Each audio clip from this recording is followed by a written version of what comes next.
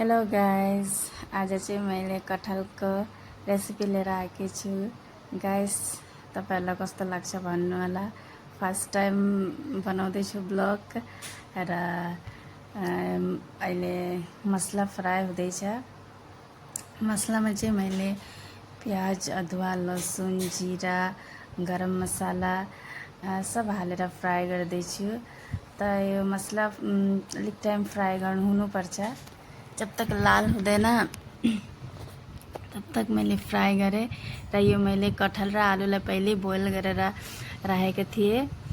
कुकरमा बोइल गरेर राखेको थिएँ र अहिले म हाल्दैछु सब्जी। मसला चाहिँ पुरा फ्राई भयो। अहिले सब्जी हाल्दैछु। गाइस, भन्नु होला फर्स्ट टाइम ब्लग कस्तो लाग्छ तपाईहरुलाई कमेन्ट सेक्सनमा बताउनु होला। गाइस, मैले पनि सुरु गर्दैछु। अब तपाईहरुलाई कस्तो लाग्छ।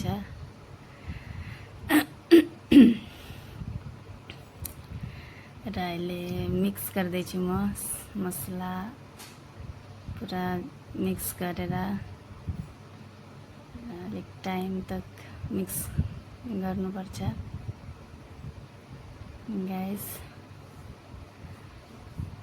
र पुरा मिक्स भयो सब्जी चाहिँ पुरा मिक्स गरिसके र मतलब म अलिअलि पानी हालेर मैले फ्राई गरेँ, मिक्स गरेँ सब्जीलाई। त माने म बेसी पानी हाल्दिनँ र सब्जी चाहिँ मैले सुक्खा बनाएँ र दाल पनि छ, अरू टमाटरको चटनी पनि छ र मैले सुक्खा सब्जी बनाएर तपाईहरुलाई कस्तो लाग्छ गाइस भन्नु होला। ल फाइनल लुक यो